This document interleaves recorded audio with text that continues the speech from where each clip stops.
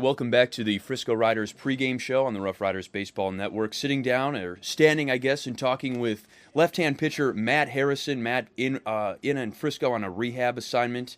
First appearance, not official because of a rainout, Matt, but you still logged 2 innings of work and about 40 pitches. What were the positive aspects of your performance? I think the most important thing was just getting through it healthy, and obviously still got some things to work on.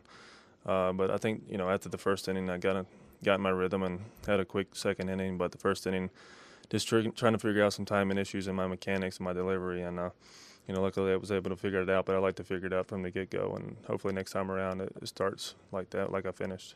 You mentioned the difference between the 2 innings, 7 batters faced in the first inning and just 3 in the second. So you did feel a little bit rusty coming out of the gate there?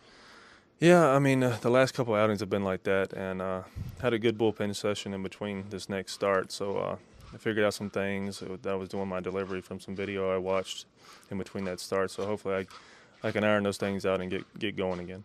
Which pitch in your arsenal do you think needs the most work at this point? From what I've seen, probably my sinker, my changeup, just the command of it and not trying to make it move too much. Just try to throw strikes with it and keep it down in the zone. So mechanically, what still really needs to fall into place for you before you get back into the big league rotation? Is it your step? Is it your arm motion? Is it a particular pitch? Part of my timing. Just working on the issue where I'm kind of drifting with my hands and I'm trying to keep those still, and then getting extension on the baseball. And I've been kind of pulling off a lot of my pitches, and things have kind of been sailing on me, especially my sinker and my changeup. So those two things. I mean, my curveball and my other off-speed pitch, my slider, I've been pretty good. I'm able to spot those up and keep those in the zone down. I don't know if I'm just staying closed longer with those, but it's an adjustment I have to make. And, I got a few more starts to do it. So. Absolutely. And were you aware that on April 3rd, when you made your appearance with Frisco, it was 6 years to the day that you were the opening day pitcher for the Frisco RoughRiders in 2008? Were you aware of that? No, I wasn't. That's pretty crazy. I remember pitching here in 08. My first year with the Rangers, and it was a fun time then. It's a great city, great ballpark, good fans here, and I hate that I'm having to come back for rehab reasons, but it's a good place to come back and do it.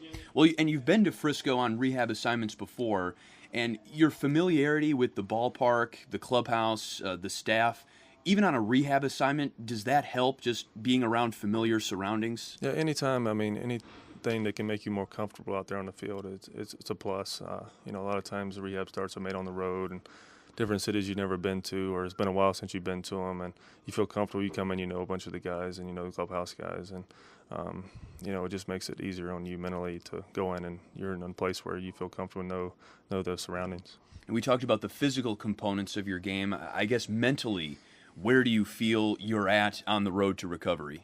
I think it's getting better each start. Things are kind of coming back to me. It's been a year since, I've pitched in games and stuff like that. So I'm just trying to, I guess, bring those things back into my mind of what made me successful when I was healthy. And hopefully I can get it all down pat before I'm back and not have to worry about getting, frustrated because something's not right, and I'm able to fix those things pretty quickly. 3 surgeries in a 12-month span. Is there part of you that feels you're a marked man in some cases? I guess so. I mean, it was definitely a rough year, and I wasn't expecting to have that many surgeries last year. I knew I had the issue with my back, but then that thoracic issue came up later on in the season, and unfortunately it shut me down for the year. But, I just take it as another step to, something to battle back from, another adversity, and I've come back strong in the past from adversity, so I expect to do the same thing this time. And you mentioned thoracic outlet syndrome. That's not an uncommon injury for pitchers, given the torque and the movement you guys are putting on your arm. But in the public consciousness, it doesn't have the same resonance as Tommy John surgery or something like that. How was thoracic outlet syndrome explained to you by the doctors? It's just an impingement on a nerve that runs underneath the first rib, and it's something that a lot of times is not caught right away because the symptoms are so much different than any other injury, and usually it's some dead arm feeling at first, and it becomes some pain in your shoulder, then numbness down your hand. But it seems like it's becoming more common nowadays, and guys or doctors are realizing what it is a lot sooner, and it's an injury that's pretty quick to recover from. I think it's 3 months full recovery, so it's not an extensive recovery time like other surgeries like Tommy John or shoulder surgery. And, it's a pretty much immediate relief of all the symptoms you had. It's just a matter of letting that heal and get back to throwing and getting off the mound again. And you've dealt with thoracic outlet syndrome earlier in your career, correct? Yeah, I had it in '09 on my throwing arm, and, I was dealing with it for a couple months and trying to pitch through it, and it just didn't work. I was ended up having a surgery, and then this time showing up on the non-throwing shoulder, which was kind of weird. The doctor was telling me usually it doesn't happen on both sides, but I guess I'm one of the rare cases. But I'd been through it before, so I know what to expect, and it was a pretty much easy transition from that surgery. Have the doctors said this is something that you can now put behind you once and for all, or are you going to have to worry about this perhaps coming up again later down the road?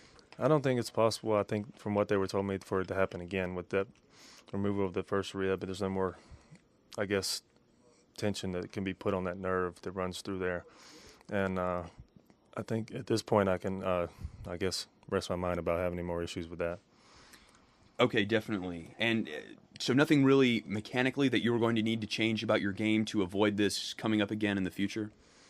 No. I mean, I think with my surgery I had in September on the right side, I think it was just, it made me not as extensive of a rehab with that, but making sure I still have that arm strong, because I have to have a strong front side when I'm throwing the baseball, and I don't want that thing being floppy and being weak, and I just want to make sure it's in a position where I'm throwing something to throw against when I'm coming to the plate. So it's definitely something I definitely had to watch out for and keep strong, but definitely don't have to throw it at arm, but it still has to be strong at the same time. Have you had the chance to interact with any of the up-and-coming pitchers in Frisco since you've been here on rehab? Yeah, I mean, I met a lot of the guys, some in spring training, some in San Antonio, talked to a few of them, and obviously Nick Martinez threw the other day against Tampa in the big leagues, and he did an outstanding job. I haven't really got a chance to talk to him too much about it, but, they got some great arms here in AA, and, we got a bright future here in this organization with the guys coming up. Seeing the guys that are that look at you and want to be where you are in your career and have had your career accolades and stuff like that, what kind of memories does it bring back from your time in 2008 in Frisco when you were in their positions trying to get your first crack at a big league order?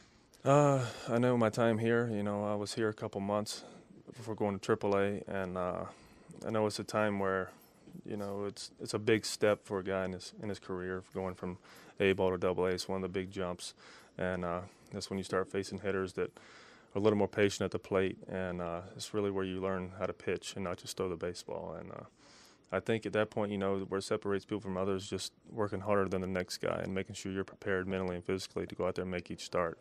And that's where I think that starts at this level.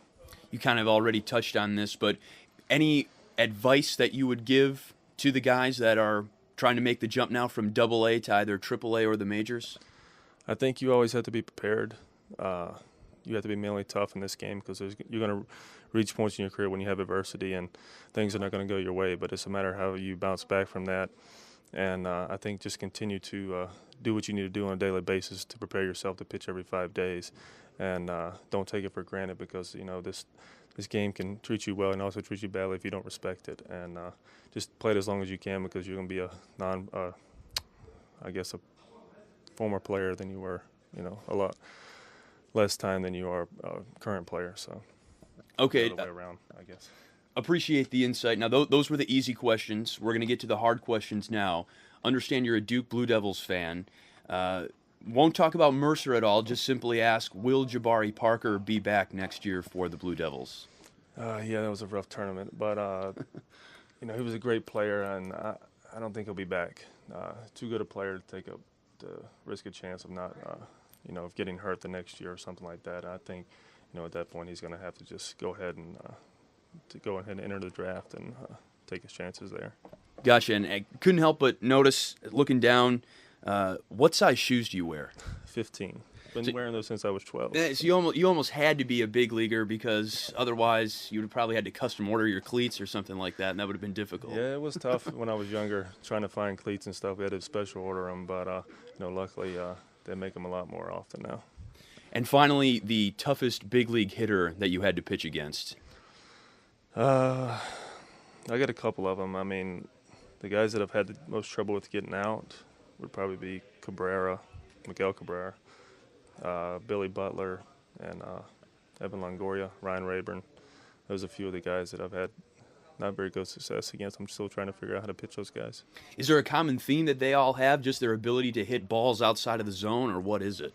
Yeah, I mean, they're all great hitters. They're all major league hitters. You can't take any guy lightly, but those guys seem to have given me trouble, and 4 of those guys have been around for a while now, and they know the game of baseball, and they know how I pitch them, and I'm constantly trying to make adjustments, and they're making adjustments on me, so it's always kind of a chess game with them.